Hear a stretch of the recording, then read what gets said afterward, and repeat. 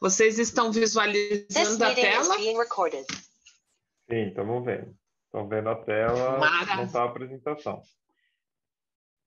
Vocês estão vendo a apresentação ou não? Não, apresentação não, só a tela do seu computador, o PowerPoint. É o PowerPoint inteiro. Não está slide. Isso. Deixa eu ver o que foi que aconteceu aqui. Eu vou ter que colocar a outra tela para poder ver com vocês o que está acontecendo. Bom, enquanto isso eu vou me apresentando, né? Agradecer imensamente o convite aí de todos os órgãos, né, que regulamentam a profissão de naturólogo. É um prazer, uma imensa estar aqui com vocês.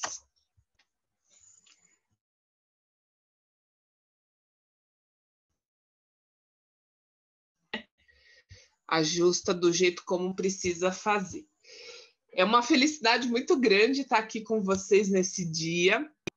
A naturologia, né? A gente está passando aí por 2 anos, né, dessa pandemia danada que está dificultando os nossos encontros, os nossos congressos tão valiosos, mas a gente tem muito que comemorar, né? E depois de ver o trabalho lindo que o Igor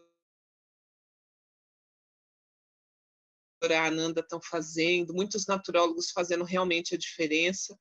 Essa semana eu estou muito emocionada, né? Depois que a gente fica mãe, a gente se emociona com um rabisco no papel, né? Eu tenho certeza que vocês vão me entender, mas eu me deparei com muitas pessoas ao explicar, né? Falar, qual é a sua profissão? Eu sou naturóloga, e muitas vezes vê a pessoa escrever como se aquilo fosse normal, né? Então eu já não percebo nas pessoas aquela sensação de estranheza, né? Que a gente até brinca, né? Deixa eu ligar aqui o botão. Tenho certeza que vocês também já fizeram isso algumas vezes, que é o nato o quê, né? Nato o quê? O que a gente precisa sempre estar explicando para as pessoas e, felizmente, né? A gente hoje já tem a possibilidade de se sentir um pouco mais reconhecido na sociedade e esse é só o começo. Bom, para quem ainda não me conhece, né, visto que da Academia de Naturologia eu estou um pouquinho afastada já tem um tempo, eu sou naturóloga de formação, óbvio, mas eu estou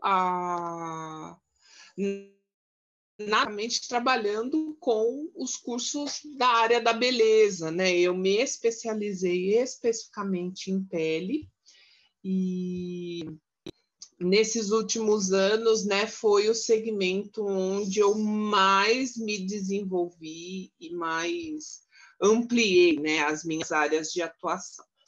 Então, eu vou compartilhar com vocês a apresentação, que agora eu pluguei, estou fazendo essa encheção de linguiça, viu, Alan? Rapidinho. Só para poder pôr na outra tela, porque aí eu consigo acompanhar com vocês, né, aquilo que eu estou usando na projeção. E acompanho o chat simultaneamente enquanto a gente vai conversando. Então, eu acho que agora vai dar certo. Vai dar certo, é isso. Quem sabe faz ao vivo, né, Michel? Aí, pronto, agora tá bonitão. Agora tá ok, né? Quando as meninas me convidaram, né, para poder palestrar no Dia do Naturólogo, eu falei, eu vou falar sobre uma área, né, que ainda gera bastante preconceito na nossa área, que é falar sobre a área da beleza de uma forma geral, né? Não falando especificamente sobre o perfil do naturólogo, mas sim das pessoas de uma forma geral, a pensar que a beleza, né, é algo supérfluo ou algo sem, vamos dizer assim, propriedade ou fundamento, né? Na verdade, a gente precisa reconhecer a pele como sendo um órgão de grande importância. Na verdade, ele é a nossa principal barreira, né? Pela MTC, a gente aprende que o nosso Ti de defesa, ele corre pela pele. Pela Ayurveda, a gente fala muito, né, que a pele é o órgão pelo qual a gente também alimenta o nosso corpo. Então, a gente, de fato, precisa selecionar muito bem aquilo que a gente vai usar na pele, né, até mesmo do ponto de vista dos nossos tratamentos naturológicos. Quando a gente pensa em inserir, né, produtos terapêuticos nos nossos atendimentos, e aqui eu estou falando, por exemplo, de um Rolon com óleo vegetal e óleos essenciais, um creme medicado, seja com essência floral, com óleo essencial, ou até mesmo com alguns extratos vegetais, não adianta nada a gente trabalhar, né, com um produto que a gente não saiba a sua procedência, né? E muitas vezes a gente precisa buscar essa raiz para a gente poder exercer a naturologia realmente nos detalhes, né? Que é algo que eu sempre falo que faz realmente toda a diferença. Então, por esse motivo, a gente vai falar um pouco sobre os cosméticos biocompatíveis. A palavra biocompatível quer dizer que ela é compatível com a nossa pele, mas principalmente com a natureza, né? Porque tudo, sem exceção daquilo que a gente passa na pele, gera resíduo, né? Seja pela sua embalagem, que precisa ser descartada da forma correta, seja pela própria composição do produto. Se a gente estiver usando um creme que tem petrolatos na composição, né? A gente tem aí, na hora que a gente vai lavar as nossas mãos, tomar um banho, ou até mesmo lavar as nossas roupas, a gente elimina na nossa rede de esgoto esses petrolatos, né? A gente fica chocado com aquele acidente, né, que nós vimos ecológico, com aquelas manchas de petróleo no oceano, mas é como se a gente tivesse a nossa parcela de culpa fazendo isso em doses homeopáticas, né? Mas pelo óleo mineral no cosmético ser transparente, muitas vezes a gente não se atenta a esses detalhes, tá? E principalmente a gente poder falar um pouco da diferença entre cosmético orgânico, vegano, certificado, cruelty free, porque existe ainda muita confusão no que se refere a esse assunto. Tá? Então, como eu estava dizendo, eu sou naturóloga de formação, né? Eu trabalho como docente na área da saúde, né? Completou 14 anos, né? Eu estava refletindo bastante sobre isso esse ano. Eu ostento com muito orgulho, né, o título de primeira docente contratada como naturóloga na Universidade Anhembi Morumbi. Aprendi na raça, né, o que é ensinar. E gostei tanto desse universo que, assim, a docência, ela de fato foi um divisor de águas na minha vida, e hoje eu preciso conciliar, né, consultório e a docência, porque eu realmente não consigo ficar sem, né? É muito gostoso poder fazer essa troca, porque a gente precisa estar aprendendo sempre, né? Eu tenho algumas especializações, né? Então, eu me especializei em acupuntura, em gestão empresarial e coaching, né? Que foi uma área que eu me envolvi bastante. Além da área de estética e cosmética aplicada, fiz um MBA que eu concluí em 2019, exatamente no ano em que Sara nasceu. E hoje, atualmente, justamente por eu trabalhar com cosméticos biocompatíveis, eu trabalho muito com gestantes, puérperas e lactantes, porque a demanda de cosmético para essas pacientes, ela é ainda mais criteriosa, né? Essa escolha ela é feita com muito mais atenção. Não que eu faça essa seleção natural, mas por ter me aprofundado em assuntos relacionados à pele e à cosmetria biocompatível, o meu público hoje em atendimento ele é majoritariamente feminino, né? Então, me especializei muito em saúde da mulher, até para poder atender as gestantes, mas trabalho, né, com todo o público sem restrições aí, tá? Então, a gente vai falar um pouquinho sobre a permeabilidade seletiva da pele, né? Uma área nova de estudos relacionados à pele que se chama corneobiologia, né? Diferente do que a gente imagina, o extrato córneo, que seria a camada mais superficial da pele, ela não é uma camada de células mortas, como a gente vê, né? Reproduzindo isso há tantos anos, né? A gente vai definir o que é um cosmético biocompatível, como reconhecê-lo, identificar os principais selos, certificações, né? Falar um pouco das bases cosméticas biocompatíveis entender e desmistificar o que é um xenobiótico, um disruptor endócrino, o que a gente deve evitar na composição, inclusive tem uma lista bem completa aqui, já preparem o print, né, para vocês poderem registrar toda essa composição. Eu não sei se o pessoal, vocês vão disponibilizar depois, Alan, esse conteúdo? Sim, está sendo gravado e a gente vai disponibilizar depois. Ah, ótimo, perfeito, porque assim vocês têm acesso a essas informações, né?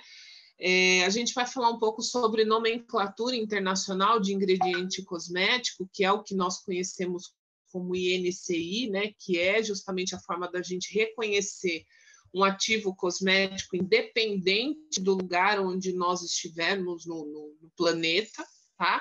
Como descartar corretamente essas embalagens e por que escolher as bases adequadas para incorporar óleos essenciais e essências florais nos nossos tratamentos, tá?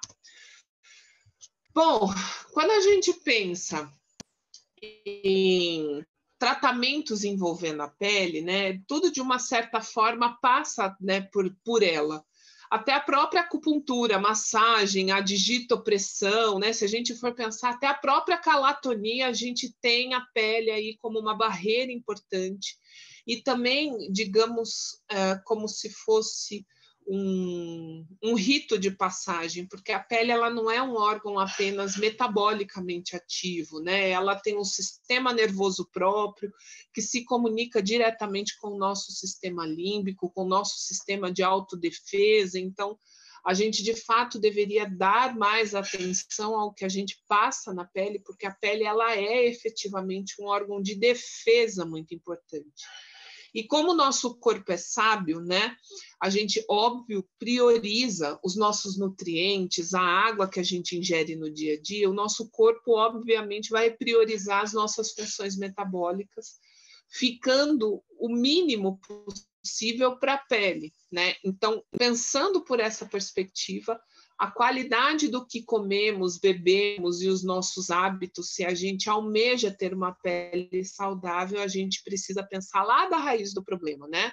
Os nutrientes que estão faltando, a pouca água que a gente está bebendo. Para vocês terem uma ideia, do que a gente ingere de água, aproximadamente 1% é o que sobra para hidratar a pele. Então, se a gente já não bebe o suficiente para garantir a saúde dos nossos rins, do cérebro, do pulmão, das nossas funções vitais, é óbvio que a pele vai manifestar um sinal de desidratação e de desequilíbrio, né? Então, a gente precisa pensar nessas questões ao invés de colocar a melhor base cosmética, o melhor óleo essencial para tratar uma disfunção de pele, né? A gente precisa pensar na raiz do problema. A pele foi eleita como o terceiro cérebro, né? Falando aí, o cérebro, óbvio, o intestino, né? A gente tem falado muito hoje em modulação intestinal, né? A microbiota intestinal, os lactobacilos, prebióticos, probióticos, nunca se falou muito, né, tanto sobre isso. E com a pele não é diferente, né? Então, a pele, sim, ela é um órgão revelador da nossa condição interna de saúde, ela pode ser usada para fazer uma diagnose, uma avaliação do nosso estado clínico, mas ela também media toda essa relação com o nosso sistema nervoso central. A corneobiologia é uma nova área dentro da dermatologia que estuda principalmente a camada córnea. Como vocês podem ver aqui no slide, né? Deixa eu só colocar o ponteiro para facilitar. A epiderme, né, que seria a pele, na verdade, ela é dividida em 3 camadas. Então, a gente tem a epiderme, a derme e o tecido subcutâneo ou tecido adiposo. A epiderme, ela é formada basicamente de 5 camadas, né? A gente tem camada basal, camada granulosa, espinhosa, até chegar na camada córnea, né, que seria da superfície. Nas estruturas mais espessas, como palma das mãos, cotovelos, joelhos e a sola dos pés, nós temos uma camada a mais, que é chamada de camada lúcida, tá? E a corneobiologia, ela estuda especificamente a última camada, que é a camada córnea, que é a camada que a gente chama de células mortas aí, né? A camada córnea, na verdade, ela é uma camada que ela é preenchida por células que já não possuem núcleo, porém elas são metabolicamente ativas. Então, no seu desprendimento, essas células desencadeiam uma série de respostas para camadas abaixo dela, de coisas que estão acontecendo na superfície. Então, o fator patogênico que vem de fora, poluição, agressão, produtos que, de uma certa forma, desequilibram essa função barreira da pele.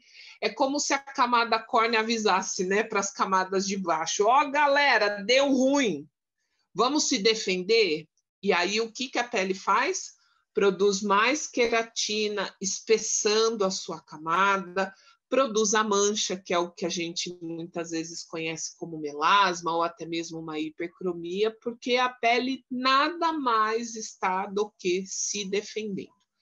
Então, a partir desse pressuposto, etapas importantes não só no skincare, mas até mesmo nos nossos tratamentos de naturologia, que envolve a esfoliação, antes de se aplicar uma massa de argila na superfície da pele, a gente precisa repensar. Eu estou usando argila branca porque o meu objetivo é controlar a inflamação, mas eu esfolio essa pele antes, causando uma inflamação, causando um eritema, causando um desprendimento de forma agressiva dessas células. Então, a gente, de fato, precisa olhar para a pele e trabalhar no pressuposto de que ela precisa de reparação, hidratação e regeneração.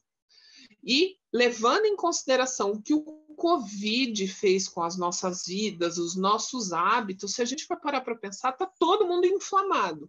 Então, eu incluiria ainda mais uma atividade importante para a gente fazer em relação à pele, que é controlar a inflamação, né?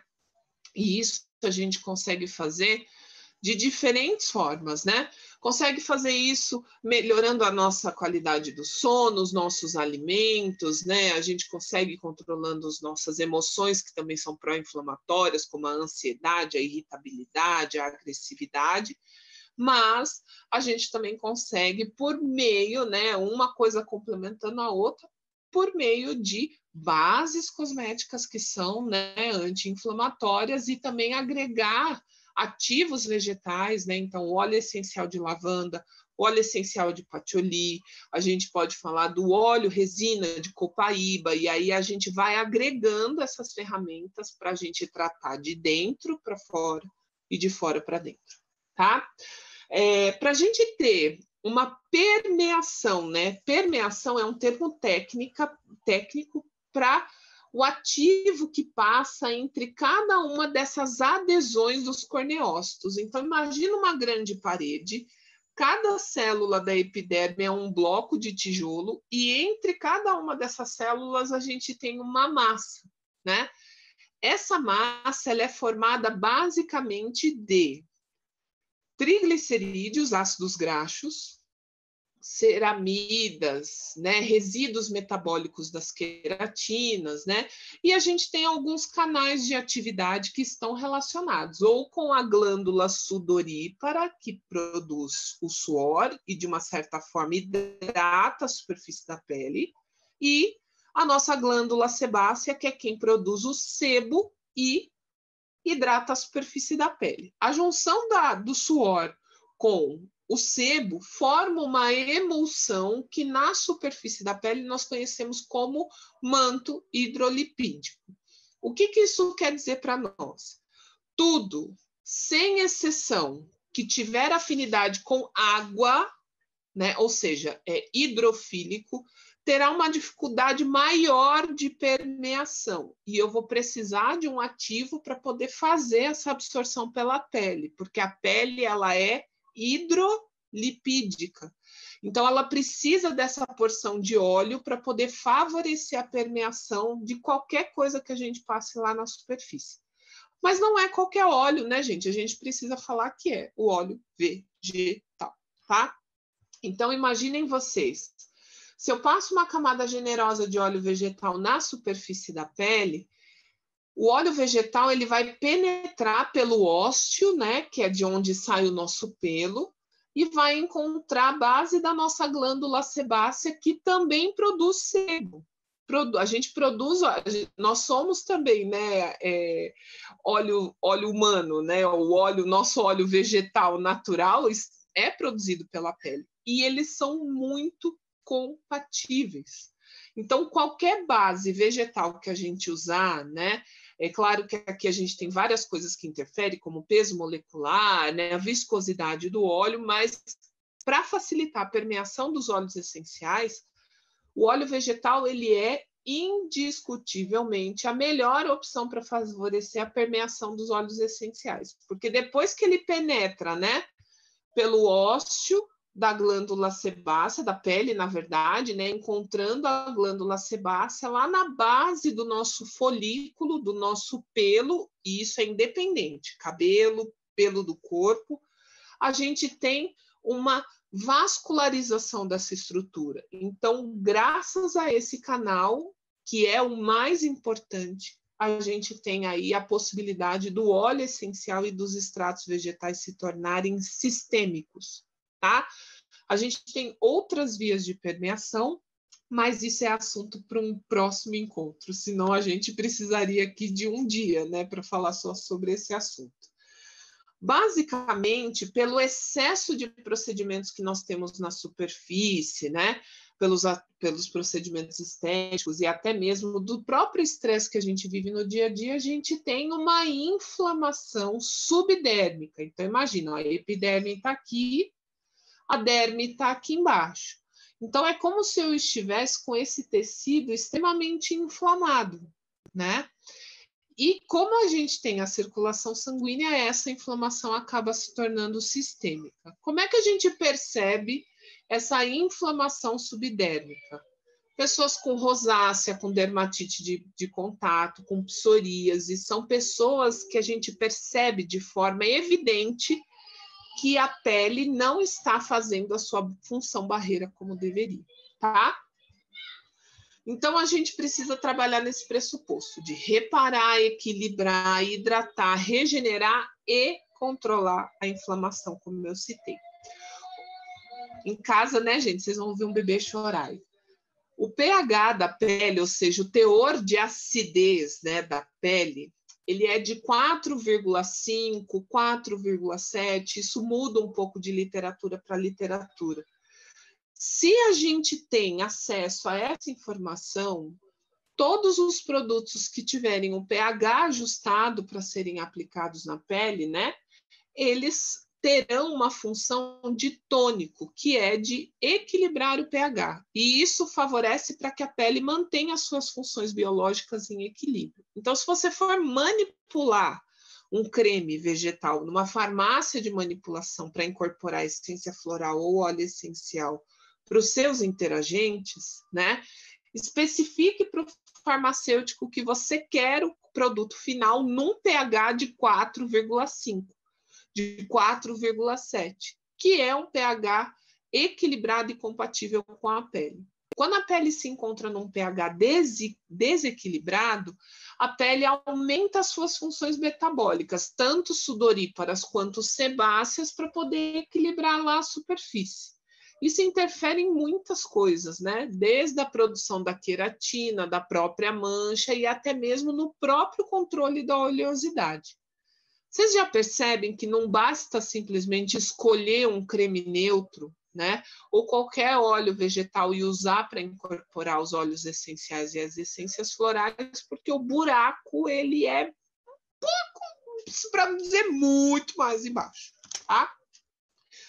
Uma coisa muito importante para a gente ressaltar. A gente tem dentro da naturologia, principalmente, muitos profissionais migrando para cosmiatria e cosmetologia natural, artesanal. E isso é um risco, né? Porque o produto, para ser comercializado, ele precisa passar por toda a regulamentação da Anvisa. E nós, por sermos profissionais da área da saúde, nós não podemos indicar nada que não tenha o registro na Anvisa.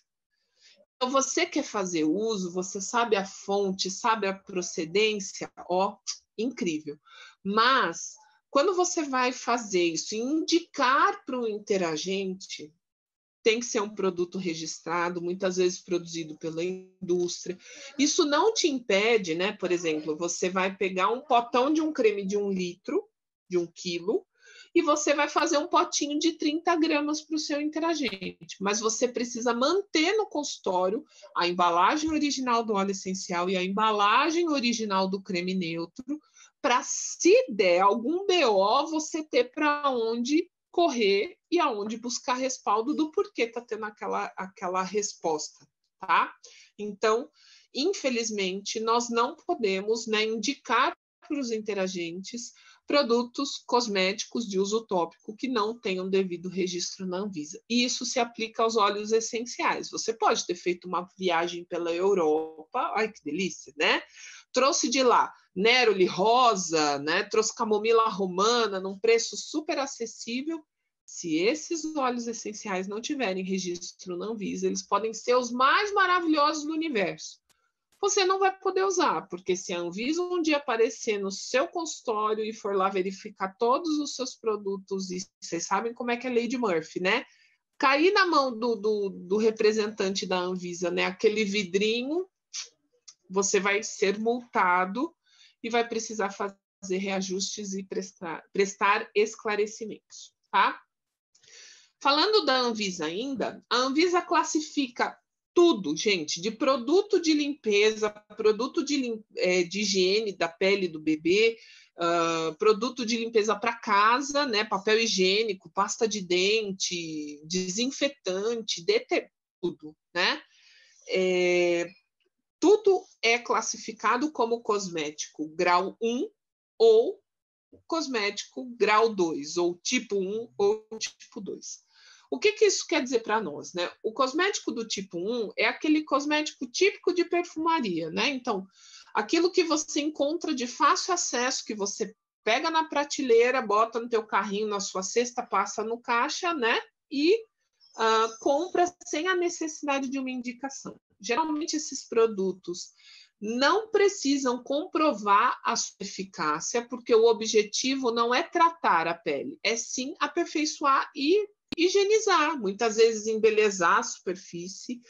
E qual que é o problema? Geralmente esses produtos eles são ricos em componentes sintéticos, essência, corantes, petrolatos, disruptores endócrinos e xenobióticos, né? Então, definitivamente esse tipo de produto não é um produto interessante da gente vincular aos nossos atendimentos.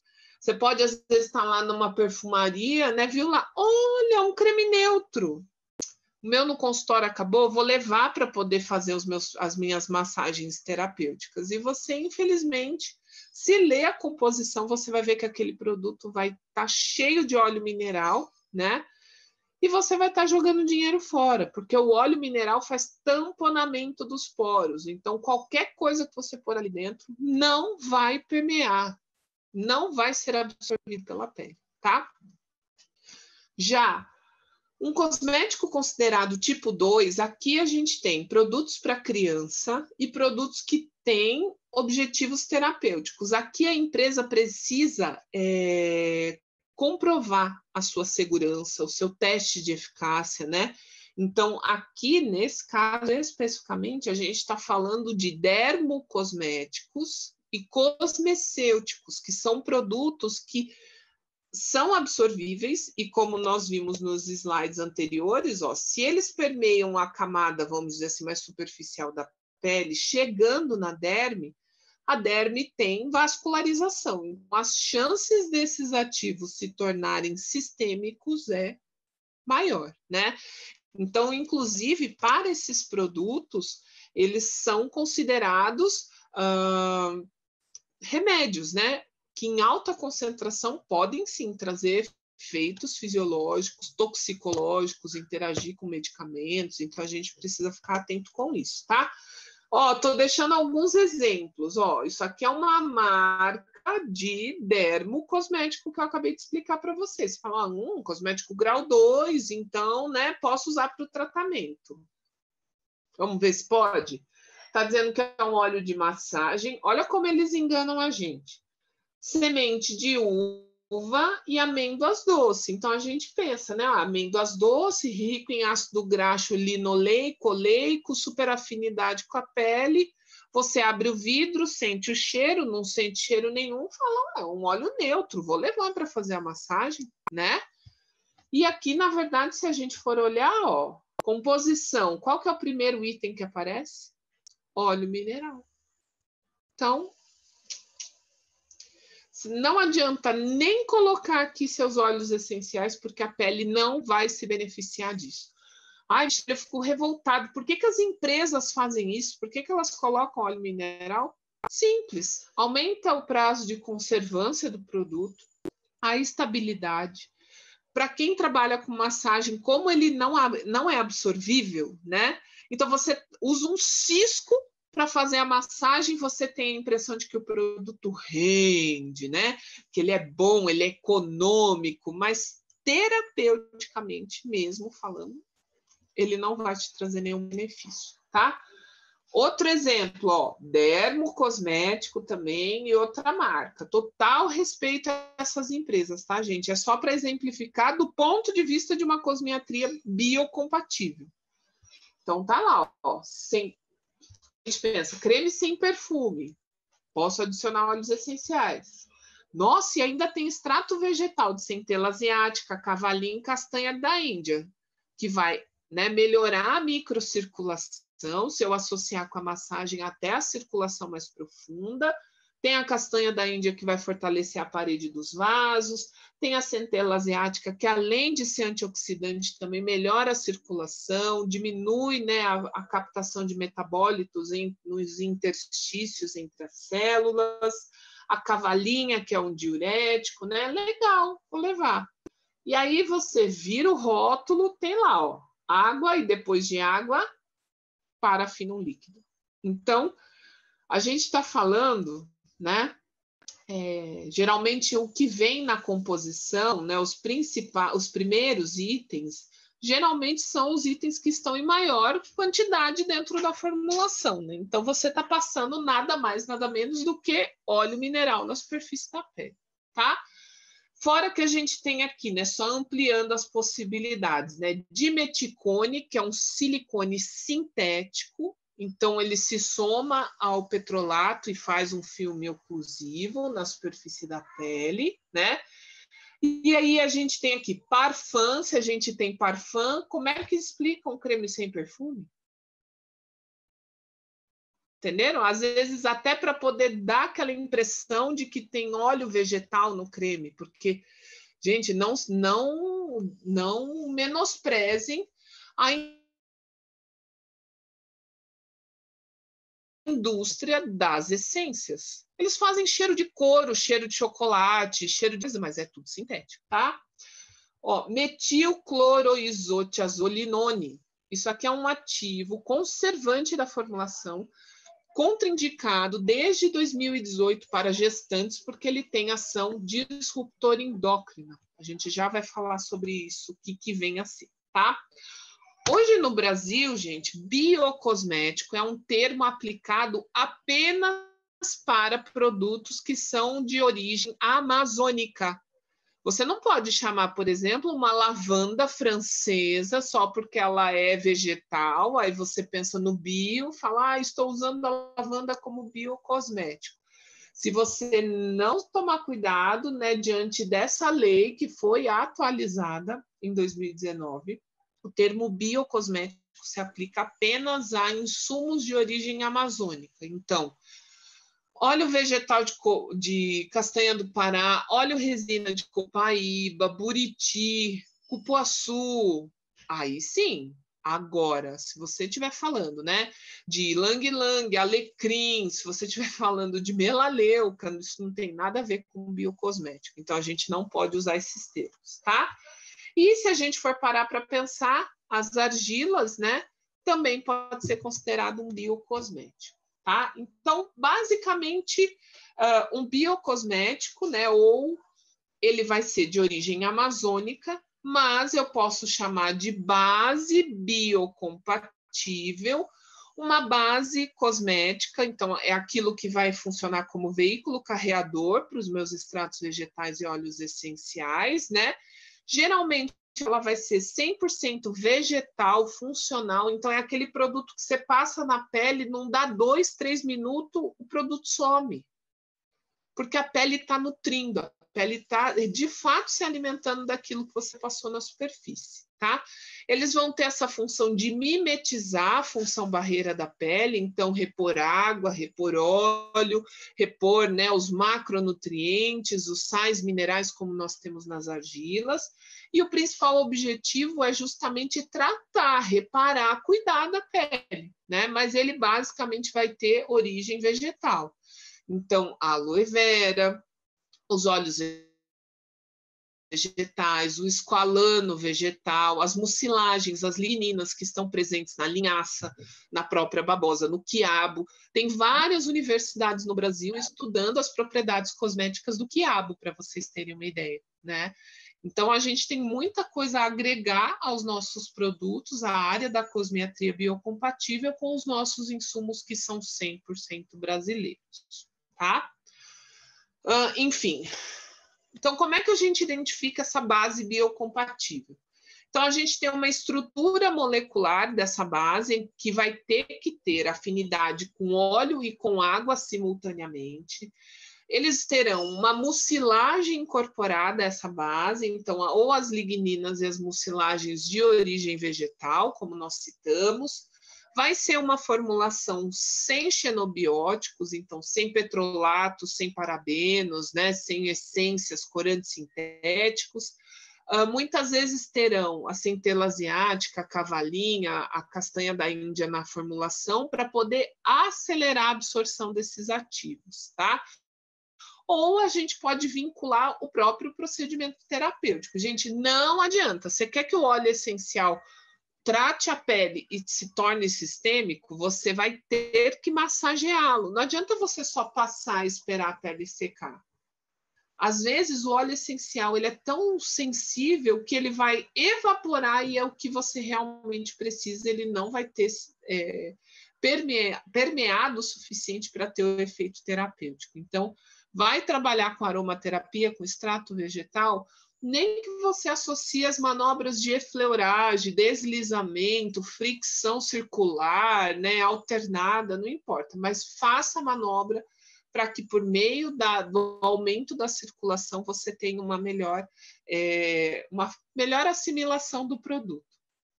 A concentração dos ativos na formulação, ela também vai ser muito importante para nós. Infelizmente, no Brasil, não existe uma diferenciação entre o que é natural e o que é orgânico. Não tem vamos dizer assim, uma legislação que olha para isso com tanto rigor, né? Por quê? Falando do ponto de vista da Anvisa, tá, gente? Porque nós temos as certificadoras que eu vou mostrar já já. Porque nas definições estão descritas assim: um cosmético natural precisa ter até 95% da sua formulação de origem natural vegetal. Mas o cosmético orgânico, ele tem que ter no mínimo 95% da sua composição de origem orgânica certificada, rastreada e também controlada pelos órgãos que são certificadores. Então, se você tiver acesso, né, a um produto, por exemplo, você vai usar uma argila da Terra Mater. Gente, zero conflito de interesse, viu? É passando para vocês realmente a minha experiência dentro desse segmento, tá? Até para que vocês possam fazer escolhas mais conscientes. Mas a Terra Mater, hoje, é a única empresa de argila que você possa confiar, porque tem certificação EcoCert e BD Cosmos. Você não tem isso em outra empresa, né? E aí a gente tem muita coisa envolvida na extração das argilas, né? A gente tem o trabalho escravo, os maquinários que muitas vezes não tem de fato, né, uma manutenção adequada. Então, às vezes você acha que tem argila verde ali, mas você está usando argila que tem fragmentos de plástico, às vezes zinabre que dá nos equipamentos. diesel, petrolato dos maquinários que, por não terem manutenção, isso acaba indo junto, né, na própria formação do pó, da argila, a degradação do meio ambiente, sem dar condições da natureza voltar a se reequilibrar, não tem manejo de resíduo, projetos de reflorestamento, porque a argila ela é um insumo da terra. Para você poder tirar e usar a argila com melhor propriedade terapêutica, você precisa cavar, e não é raso, gente, você precisa fazer um processo, né, que muitas vezes você vai prejudicar um ecossistema por um determinado período. E hoje, isso também acontece, Igor, na cristaloterapia, concordo plenamente com você. Então, a gente, de fato, tem uma limitação, né? O ideal seria que a gente olhasse para isso e só consumisse, de fato, produtos que tenham certificação, porque essa certificação ela é atualizada anualmente e é uma burocracia que vocês não fazem ideia. Essa semana eu fui visitar uma indústria de cosméticos orgânicos e não é só o produto que é certificado orgânico. Na verdade, é a colheita, a horta, a plantação, depois a infraestrutura da fábrica, né? Os equipamentos que são escolhidos para poder fazer os envases dos produtos que também são orgânicos, né? Então, de fato, consumir um produto com certificação Ecocert, BD, produto orgânico no Brasil é algo que realmente vai fazer a diferença para nós, tá? Então, resumidamente, um produto natural, por ele não ter classificações e certificação, ele é um produto que a pessoa fica um pouco mais à vontade. Então, se você quiser consumir um produto natural, você vai ter que rastrear suas origens. Se a empresa fizer isso com transparência, excelente. Você pode ter certeza que vai ser um excelente produto. Mas tem muitas empresas que fazem greenwashing, que é justamente mascarar. O produto tem óleo de lavanda, que é uma lavanda de péssima qualidade, mas eles alegam que é um produto vegetal, né? Então, a gente, de fato, precisa olhar para isso com um pouco mais de critério. Um produto orgânico, ele tem acima de 95% da sua composição de origem orgânica. Para ser considerado orgânico no Brasil, precisa ser certificado. Se o produto lá diz que ele é orgânico, mas ele não apresenta selo no rótulo, ele não é orgânico, ele é natural, e aí tem que ler composição para você ter certeza do que você está comprando. Um produto vegano, ele deveria ter o mesmo critério que um produto natural orgânico, né? Mas uma coisa é uma coisa, outra coisa é outra coisa. Produto vegano, gente, quer dizer nada mais, nada menos de que ele não tem insumos de origem animal na composição. Mas ele pode ter petrolatos, corantes sintéticos, essências, xenobióticos e disruptores endócrinos. E aí é onde eu falo que vocês precisam tomar cuidado com o greenwashing, né? Porque as empresas falam, olha, não tem nada de verde no meu produto, mas também não tem nada de origem animal. Então vamos pegar carona no vegano e fazer nosso produto crescer e ter visibilidade, porque agora é moda. E aí tem muita empresa que faz isso, tá? Biocompatível, né? Como eu disse, ele é compatível com a pele e com a natureza, então é muito comum que os produtos biocompatíveis sejam orgânicos, tá? E ecológicos são os produtos que tenham políticas de sustentabilidade, né? Então, manejo de resíduo, desconto na captação de embalagens, né? Que nem a Natura, gente. A Natura fala muito, né, dos insumos vegetais para a produção de cosméticos e de perfumes, né? Eles possuem, não só a Natura, mas a Boticário também, né? Eles possuem um posto de coleta. Se você chegar lá com qualquer embalagem, pode ser de perfume, pode ser de cosmético, de produto de limpeza, de remédio, você descarta com eles e eles levam para reciclagem, independente de você ser consumidor ou não. Tá? Então, a gente precisa pensar nessas questões também, até porque o lixo não desaparece, né, gente? E os produtos têm um um plástico, uma caixa de papel, uns 3, 4 suportes de papel lá dentro da embalagem para o produto não ficar chacoalhando.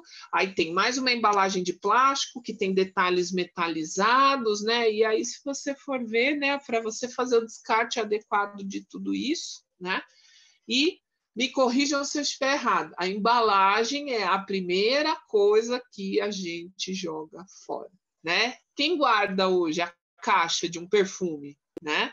Quem guarda a caixa geralmente de sabão em pó que você compra para casa? A gente geralmente bota num pote que a gente usa especificamente para isso, né? E a caixa, a embalagem, de fato, é algo que a gente precisa pensar, porque é a principal fonte de resíduo mesmo, né? Para as empresas de cosmético, principalmente, tá?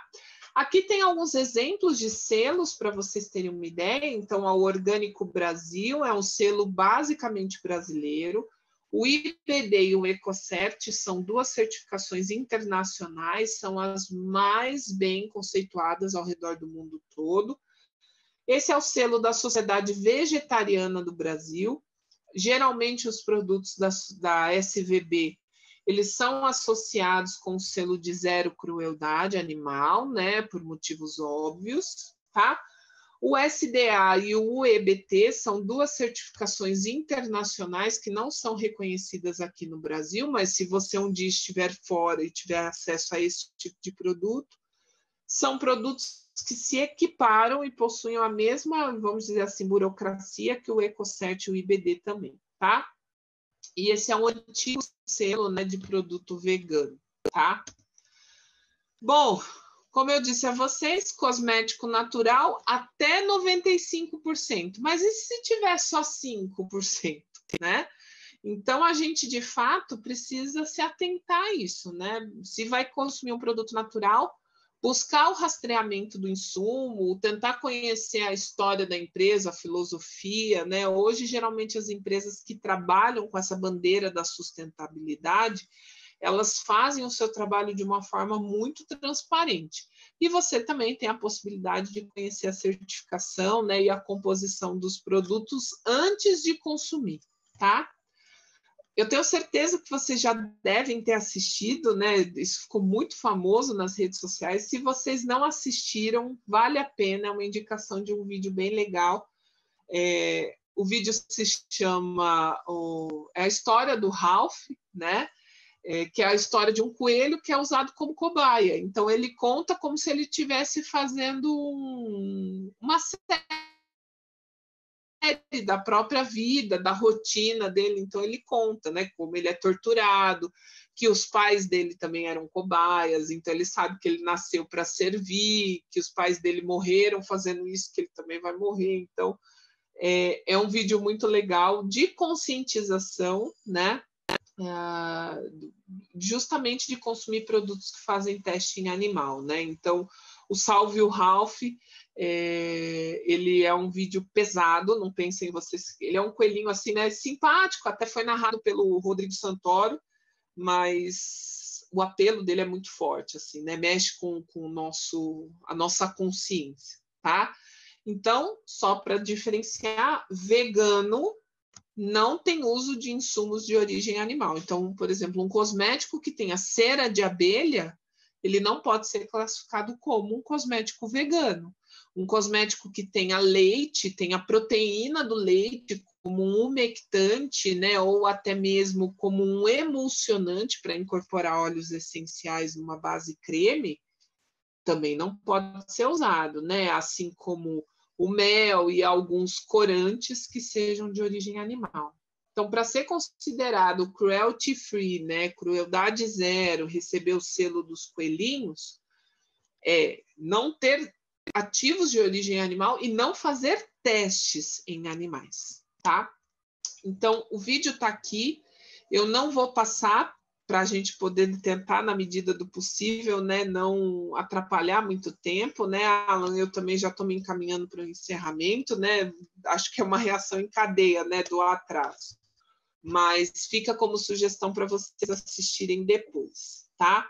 Então, aqui é só para vocês verem, ó, a gente tem aqui o BD e o Ecocert, que são as mais bem conceituadas. Então, se vocês verem a composição, ó, água, minerais, né? Ingredientes que vêm da agropecuária, né? Ou até mesmo da própria, se a gente estiver falando de um produto de origem 100% vegana, da própria agricultura, né? Então, a gente vê aqui como eles são fisicamente e quimicamente processados, e a gente tem, sim, ingredientes sintéticos que são permitidos. A lista é pequena, mas hoje, para a gente ter a estabilidade de um produto por 1 ano, 2 anos, que é o que geralmente um shampoo, um creme, um óleo vegetal tem, né? A gente precisa trabalhar com essas questões, sim, né? Até mesmo da própria higienização e do preparo do maquinário, né? Tudo isso é levado em consideração, tá? Aqui tem um exemplo para vocês terem uma ideia do que seria um greenwashing. Então, a empresa vem com esse apelo eco, né? De botar tudo verde, dizer que o negócio é vegano, só porque tem um extratinho vegetal, ele é natural, né? Mas não é bem assim que a coisa funciona, porque quando a gente vai ler a composição, que é o que realmente interessa, a gente vai ver um monte de coisas que são tóxicas, tá? Diferente de um cosmético que é limpo e sustentável, né? A Solvi é uma empresa muito bacana e eles têm lá, né, diversas filosofias, né? Sem parabenos, né, aprovado pela Anvisa, sem testes em animais, à base do Ecocert, né, certificação de produto vegano e ainda com políticas de reciclagem, tá? Então, eu vou deixar para vocês aqui, ó, quer ver? Uma tabelinha. Tinha coisa para a gente falar, hein? Mas eu vou mandar depois para você o PDF, tá, Alan? Que tenha os ativos, se você quiser compartilhar com o pessoal. Quem tiver interesse também pode me mandar e-mail, tá? Mas o que a gente precisa é olhar para a composição. Os derivados do petróleo, então, tudo que vem de origem dos petrolatos, a parafina, o óleo mineral, eficácia reduzida, porque vai fazer obstrução dos ósseos, né? Os conservantes, parabenos, propilenoglicol, liberadores de formol, né, o imidazolina e diureia, como nós citamos, vão ter ação ou liberadora de formol ou disruptor endócrino, né? Quando a gente fala em um disruptor endócrino, a gente está falando de um ativo que tem uma ação metabólica semelhante aos nossos hormônios naturais. Então, imagina para um homem receber na corrente sanguínea uma dose exagerada de hormônios femininos, né? E imagina para as mulheres receber, né, esses hormônios exageradamente. Hoje a gente já consegue fazer uma correlação de problemas da saúde da mulher que podem sim ter, né, como origem esse excesso de produtos que são passados desde quando o bebê nasce, né? Então, o disruptor endócrino, gente, só para vocês terem uma ideia, a célula está aqui, o hormônio ele tem um sistema de chave e fechadura, e um disruptor endócrino ele tem o mesmo sistema de chave para abrir a fechadura da célula. Então, o sintético se conecta às células e deixa o hormônio em excesso circulante na corrente sanguínea, predispondo a mulher a desenvolver câncer em estruturas que são hormônio dependentes. Então, ovário, útero, mama, né? A gente também fala aí de problemas que a própria indústria cosmética tenta tratar. Celulite, acne e manchas de pele, tá? Então, realmente, a gente precisa ficar atento com relação a isso, tá? Enfim, a ideia de skin food, né, que é a nutrição da pele, meu amor, eu já vou. Mamãe, posso ver na janelinha? Depois, tá? Mamãe, posso entrar na janelinha? Posso entrar na janelinha. Essa ideia de nutrir a pele não é passar comida na pele, né? Por que vocês precisam tomar cuidado com isso? Bater uma massa de abacate, né? Ou uma cenoura com óleo vegetal, misturar o óleo essencial, a gente precisa tomar um cuidado com isso, porque O alimento, né, ele tem uma absorção diferente pelo trato gastrointestinal comparada com a pele. E não existem estudos que comprovem essa eficácia. Eu não posso falar, por exemplo, da aveia e falar da beta-glucan como alimento anti-inflamatório e justificar isso para o uso da aveia como esfoliante na pele. Da mesma forma, os nutrientes que a nutrição fala que a gente tem de assimilação de algumas frutas ou até mesmo de alguns vegetais, eu não posso trazer essa mesma afirmação para aquilo que a gente passa na pele. Tá? Então, a gente, de fato, precisa tomar muito cuidado com isso, né? Sobre o cosmético artesanal, nós já falamos, porque não tem Anvisa, nós, como profissionais da área da saúde, a gente realmente não pode usar. Obrigada, viu, Grazi? A gente, de fato, precisa tomar cuidado, porque tem gente, sinceramente, né? Não come uma folha de alface, mas quer fazer a máscara de abacate no cabelo. Quer usar babosa, mas raspa a babosa até o fim. Gente, a babosa entre a seiva, né, que seria aí, né, essa gelatina que ela tem no centro, e a casca, ela tem alvéolos como se fossem vesículas, né, ricas em antraquinonas, que é a aloína. Essa substância ela é extremamente tóxica e reativa para a pele, ela libera um caldo amarelado. Se a gente coloca isso, né, perto de mucosa, como já vi mulheres usarem a babosa como lubrificante vaginal para poder tratar infecções, né, ela pode estar arrumando um problema ainda maior, porque a aloína, as antraquinonas, elas são extremamente irritativas para a pele. Então, até mesmo para usar babosa, a gente precisa ter consciência, a gente precisa orientar o interagente, né? A gente precisa tomar cuidado, tá? Bom, deixa eu passar isso aqui só para mostrar alguma sugestão para vocês, tá? Tem um aplicativo no celular, na verdade tem dois, né? Que é o Ingred. Deixa eu ver se eu consigo abrir ele aqui para vocês terem uma ideia. Desculpa, viu, Alan, passar. Queria muito ser mais objetiva. O Ingred, ele é um aplicativo bem simples. Tá?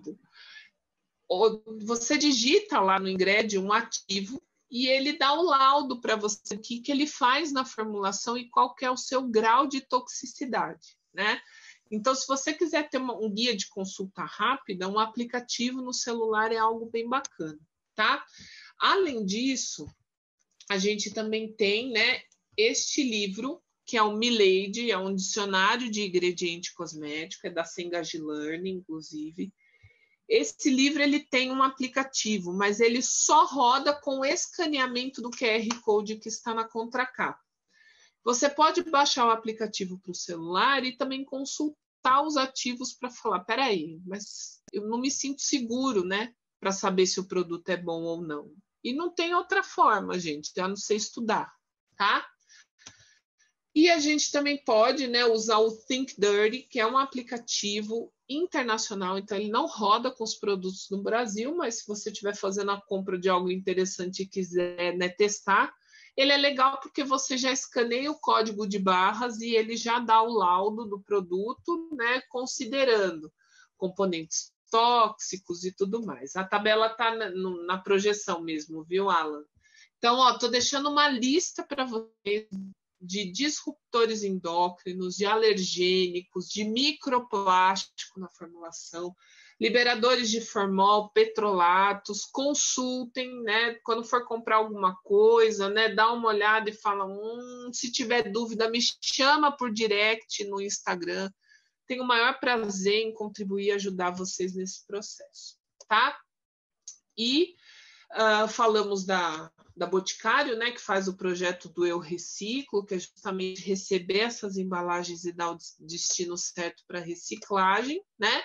E aqui, para a gente poder encerrar, só para vocês terem uma ideia, estou deixando sugestões de marcas que trabalham com bases neutras, mas são bases extremamente eficientes, que são terapêuticas, potencialmente terapêuticas, até para serem usadas básicas, né, para incorporar nossos óleos essenciais. Então, como eu citei, a terra máter, né? Como argilas e o esfoliante de cristal de quartzo. Esse esfoliante, ele é uma esfera de cristal, então ele não gera dano para a pele na esfoliação.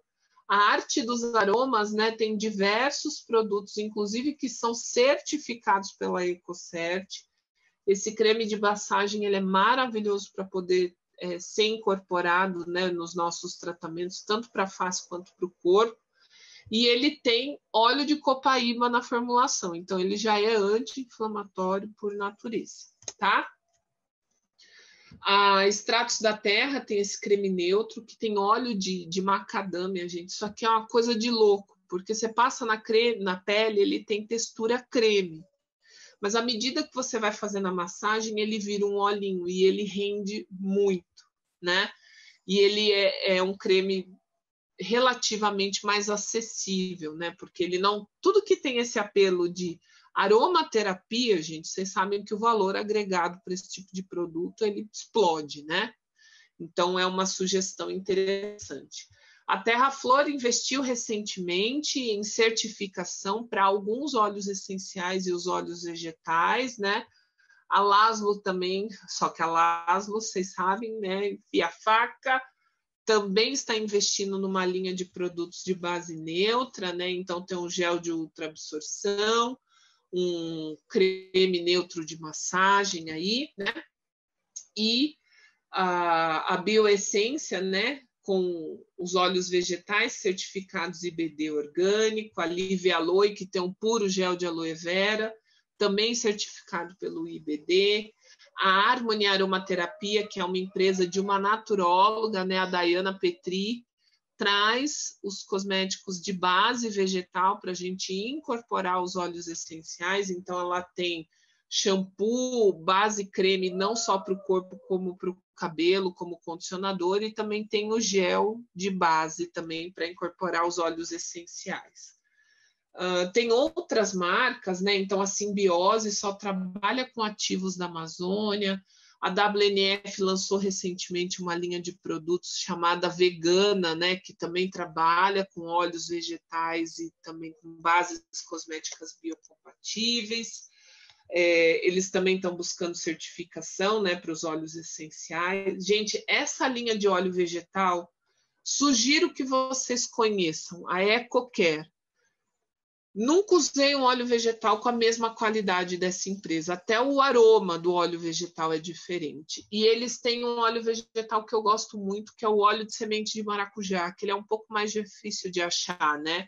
Ele é anti-inflamatório por natureza. Então, se a gente pensa que tá todo mundo inflamado, né? Precisando de reparo, né? Então, ele é um óleo vegetal bem interessante de ser, inclusive, usado em peles que têm acne. Olha para quem tem acne. Você pode fazer um rolon com melaleuca, com cedro, com lavanda e usar como secativo para acne, inclusive, tá? A Roaloy, que é uma empresa que trabalha com a babosa, eles substituíram, gente, isso é a coisa mais revolucionária que vocês podem imaginar no universo da cosmetria. No lugar de pôr água nos cosméticos, eles colocam um gel de aloe vera, 100% orgânica, com plantação própria, certificada pelo IBD, então é algo que vocês podem consumir. Inclusive, eles forneceram um desconto de 15% em comemoração ao nosso Dia do Naturólogo. Então, se vocês tiverem interesse em conhecer a base neutra deles, né? Que eles têm shampoo, condicionador, o sabonete líquido e esse creme hidratante, gente, né? Fica aqui o convite, porque ele realmente tem toda essa preocupação com a cadeia produtiva do cosmético, desde a sua plantação, né, até de fato a disponibilidade desse produto para o consumidor final, né? Aqui alguns exemplos de óleos essenciais que são certificados. Então a Bioessência foi praticamente pioneira nisso, né? Eu fui uma naturóloga que torceu muito o nariz para a bioessência, porque a gente que é amante da aromaterapia, quando escuta essência, já arrepia o pelo do corpo, né? mas a bioessência ela tem certificação, então você pode ter certeza que os óleos essenciais que possuem o selo são genuinamente orgânicos. A Baissâmia recentemente está investindo também, então ela possui o selo de certificado orgânico para os cítricos, que são produzidos aqui no Brasil. A Roaloy tem para alguns óleos essenciais, a fitoterápica também. E a Terra Flor, que também gosta de enfiar a faca em nós, também tem a certificação, tá? Então, o que é interessante da gente repensar? Não é qualquer óleo essencial, né? Até se a gente vai recomendar um produto que ele é genuinamente terapêutico para os nossos interagentes, a gente precisa pensar na sua origem, né? Dos cristais, da argila, dos óleos essenciais, para a gente não retroalimentar uma política, uma atitude nada ecológica, nada sustentável, mas que ela é velada, né? E como nós não compactuamos com isso, é importante a gente saber o rastreamento de todo produto terapêutico que a gente vai usar, desde a sua origem até, de fato, ele estar ali prático, acessível no nosso consultório para a gente poder conduzir os nossos atendimentos. Certo, pessoas? Era isso que eu tinha para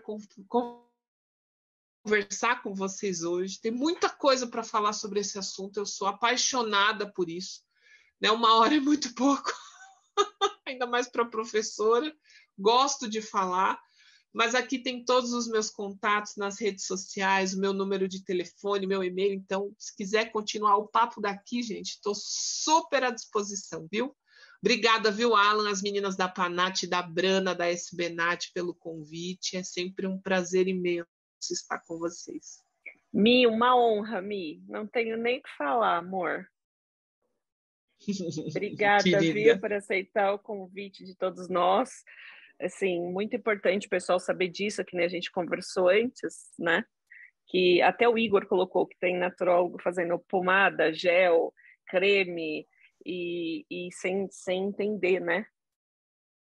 Sim, tá movido pelo espírito de ajudar, né, Bruna? Exato, exato. Não é nem maldade, mas é a falta de informação, é aquele de se colocar no mercado de trabalho, de se sustentar financeiramente. Então, às vezes, não sobra isso, ou talvez essa curiosidade de buscar, né? Sim. Né? E a gente tem que tomar muito cuidado.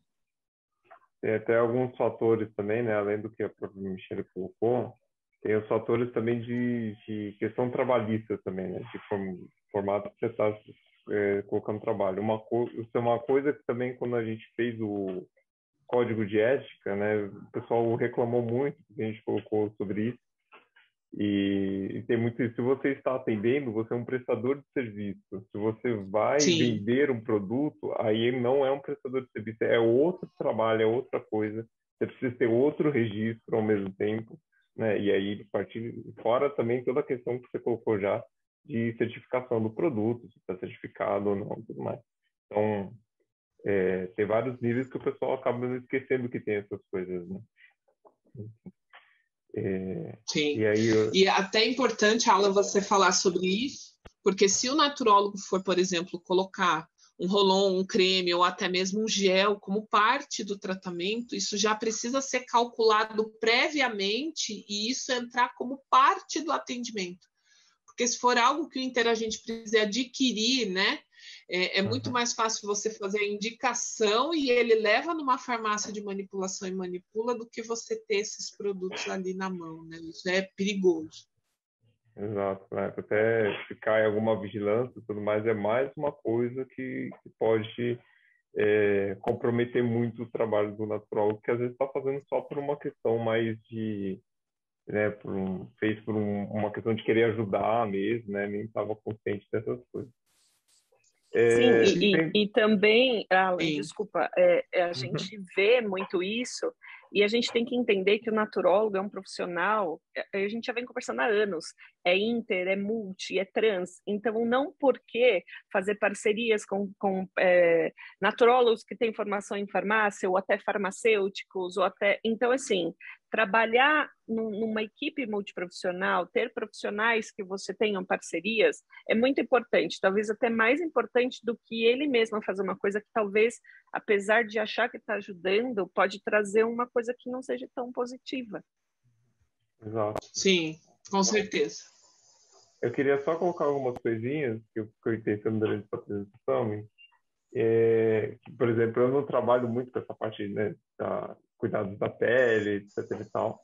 Né, uso muito pontualmente, e foi muito bom ver essa apresentação, porque me trouxe muitos questionamentos sobre os produtos que eu acabo usando, que, querendo ou não, de vez em quando a gente usa um óleo essencial, né, alguma coisa. Eu trabalho muito mais com saúde mental, né, mas a gente usa para auxiliar. Eu fiquei, pô, o quanto que, primeiro, né, tá fazendo efeitos os essenciais que eu estou usando, porque as bases, eu não estou olhando dessa forma para as bases, não estou tendo esse cuidado, né? Então, isso para além, mesmo se você não vai pretende trabalhar com toda essa questão de pele, né, de beleza, etc e tal, o quanto que de fato vai fazer efeito, por exemplo, sua aromaterapia, se você não usar os produtos de forma adequada, os produtos adequados de forma adequada, né?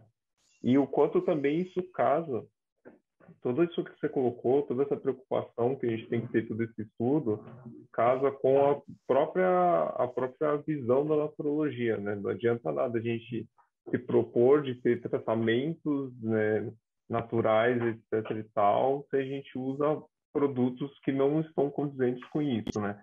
Se usa produtos que têm tanto a questão de ter sintéticos, quanto também que não se preocupam com a forma como isso está sendo extraído e como esses insumos depois estão virando, né? Eu fiquei lembrando muito quando você falou a questão da argila, né, da extração. Eu fiquei muito pensando também na questão das terras indígenas mesmo, que aqui no Brasil a gente tem um problema muito grande em relação a isso, que não é respeitado. Então, o quanto que se a gente não toma cuidado, a empresa que a gente está usando, né, usando lá no consultório, no atendimento, falando de uma questão, porque é mais ecológico, etc e tal, e a empresa está tirando de uma terra que seria indígena, né? Está fazendo uma extração agressiva lá, Exato. que nem deveria estar lá. Então, são várias preocupações que a gente precisa ter para estar condizente, independente de qual linha você vai estar trabalhando com a naturologia, né? Então, acho essas coisas que eram muito à tona na minha cabeça. E Obrigada, também viu, do Alan? lixo também. Sim. A gente teve uma eu pergunta. Acho que a ideia de falar sobre isso, de trazer a base cosmética, não é nem para quem quer trabalhar com pele, é justamente que você está fazendo uma massagem terapêutica para dor, para cólica, para muitas vezes ter essa questão do roll-on, né, que a gente às vezes passa na palma da mão, para fazer exercício de respiração, né, gente? Ou até mesmo o próprio óleo essencial num aromatizador pessoal que você usa. Esse aromatizador pessoal, ele precisa ser de plástico, ele não pode ser de vidro com uma rolha, sabe? Refletir de fato sobre isso, porque senão a gente retroalimenta, né, aquilo que a gente vai contra totalmente, né? Então, é repensar mesmo aquilo que é essencial e de fato vai fazer a diferença nos nossos atendimentos com propósito, né? E conectados com a sustentabilidade, com algo que de fato seja transparente e a gente saiba a origem, né? Porque senão a gente está lá, feliz da vida, mas a gente está fazendo um péssimo trabalho escolhendo bases que a gente não sabe de onde está vindo. Exato. Só confirmar aqui, Natália, a gente tem tempo para algumas perguntas ainda, certo? Beleza. A gente já tem uma pergunta aqui da Grazi que ela mandou no chat. Ela perguntou qual a sua opinião sobre os cosméticos naturais que usam palma. Sabemos que temos grande indústria brasileira que tem palma orgânica. Perfeito. A palma, ela precisa ter rastreamento, viu, Grazi? Porque tem muita empresa que usa o palmiste, mas ele, na verdade, é uma gordura hidrogenada, ou seja, é algo que vai fazer muito mal para o nosso organismo, que não tem rastreamento, tem vários componentes que são tóxicos. Então, se a empresa alegar que faz uso, né, do óleo de palma na formulação cosmética, ele precisa vir de fato com a certificadora agregada, senão não é uma boa opção de consumir, porque ele vai trazer mais malefícios do que benefícios.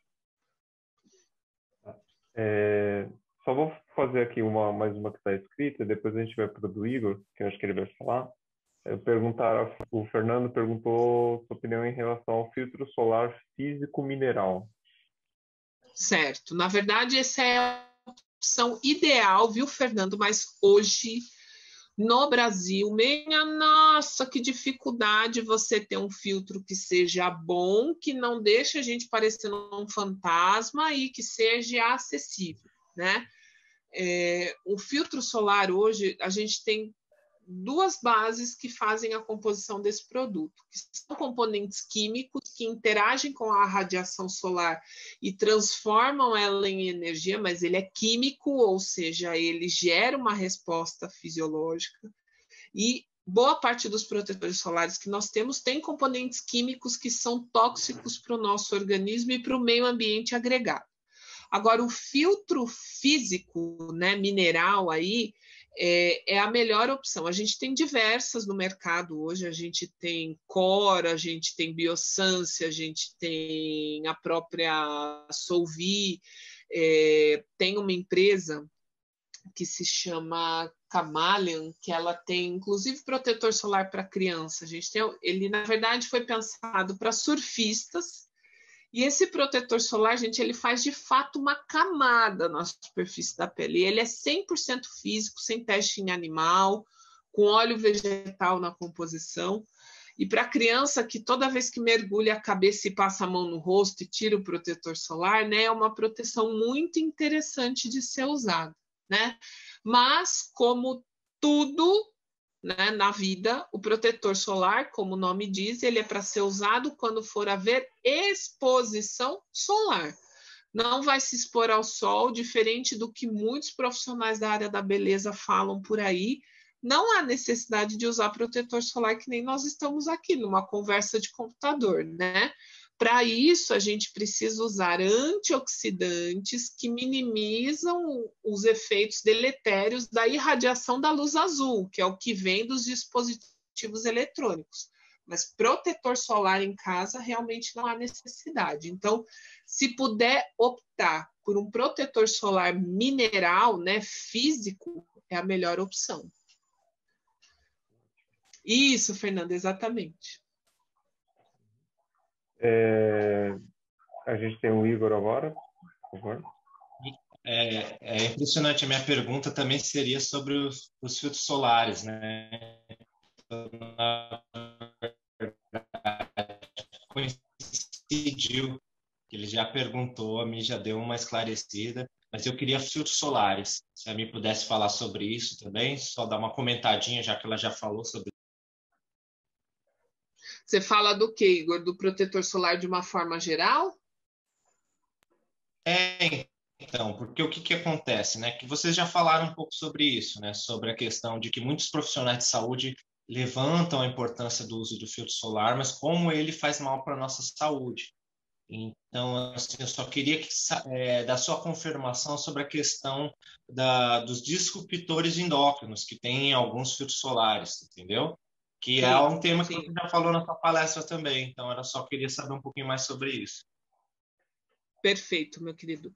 Protetor solar tradicional, desses que vendem em perfumaria, ou até mesmo que são classificados como dermocosméticos, mas eles estão recheados de componentes químicos que são tóxicos, né?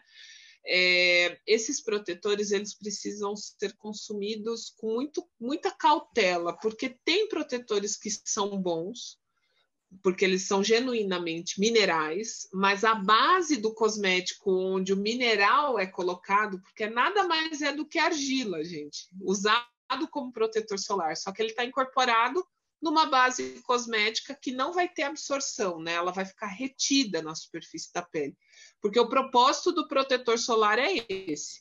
Qual que é o problema? Tem muitas empresas convencionais de protetor solar que tem lá, né, o BHT, o BHA, que são antioxidantes com ação disruptora.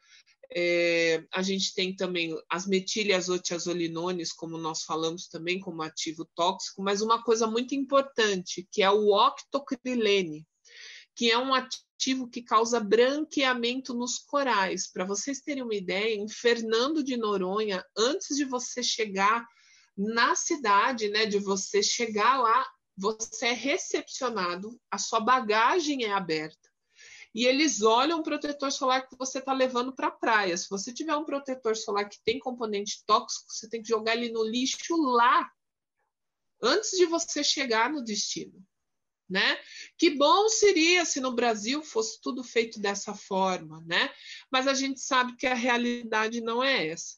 Então, hoje, a gente tem poucas opções ainda, as empresas estão desenvolvendo ativamente um protetor solar, né, que tenha o menor, vamos dizer assim, malefício possível, mas confesso para vocês que, assim, legal, uso, mas ainda não tem um sensorial redondinho, sabe? Que você fala, putz, que produto perfeito, porque a gente ainda está descobrindo como fazer, né? Geralmente as pessoas que têm um fototipo, uma pele mais bronzeada, uma pele morena, uma pele negra, para usar um protetor solar físico, vai ter dificuldade, porque o protetor solar físico ele tem principalmente, né, componentes que vão deixar o rosto mais esbranquiçado. Então, a gente não tem uma inclusão aí de levar em consideração todos os fototipos cutâneos. Então, é um desafio ainda. Mas, onde a gente puder escolher, protetor solar físico vai ser uma excelente opção no momento, tá? Mas, pelo que eu entendi, então ainda não tem opção boa, tem a menos pior, né? É tipo isso.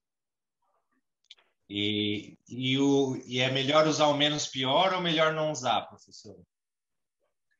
Usar, na exposição solar, usar o menos pior. Prefira ficar com a cara branca do que se expor à irradiação num horário que vai fazer mal para o seu organismo. E se você tiver predisposição, desenvolver aí fatores patogênicos que podem te predispor a um câncer de pele, por exemplo, né? Então, você não quer usar um protetor solar físico, então se proteja de outras formas, né? Um chapéu que tenha fator de proteção solar, um óculos que tenha fator de proteção solar, aquelas roupas de manga comprida. Gente, se vocês me vissem indo para a praia, olha, se fossem outros anos, eu ia ficar igual um bife fritando na canga, na água ali o dia inteiro. Eu vou coberta, quase de burca para a praia, porque Sara adora ficar na água, né? No sol, então não tem jeito. Então é chapelão, blusa de manga comprida, né? E eu não passo protetor solar nas pernas, principalmente se eu vou num horário saudável para a praia, porque a perna a gente não expõe muito e a gente precisa de vitamina D para viver. Então o sol não é um vilão. A gente precisa saber se expor à irradiação da forma adequada, porque a gente precisa de vitamina D, né? A gente tem uma deficiência crônica na população de vitamina D, que é importante para muitas coisas na nossa saúde. Então, não é usar protetor solar como remédio, né? E uma dúvida que às vezes me pedem, Igor, e como a gente está nesse assunto, só para complementar, tem vários óleos vegetais com atividade de fotoproteção, né? O óleo vegetal de café verde é um deles, mas o fator de proteção solar de um óleo vegetal, gente, é 2, 4, 6 no máximo. Enquanto a gente tem num protetor solar 100% mineral, às vezes um fator 60, um fator 50, então não dá para comparar, né? Fora que se a gente se expor a altas temperaturas, o óleo vegetal oxida e frita na pele, então não é uma boa opção, tá? Era isso que eu ia perguntar na sequência. O pessoal que passa óleo de coco e vai para a praia, que passa óleo vegetal na pele e vai para a praia, para cozinhar a pele, né? Ah, não, mas é bom que hidrata, mas frita a pele, né? Mas acho que você já respondeu isso, né? Agora eu vou aproveitar e óleo vegetal não hidrata.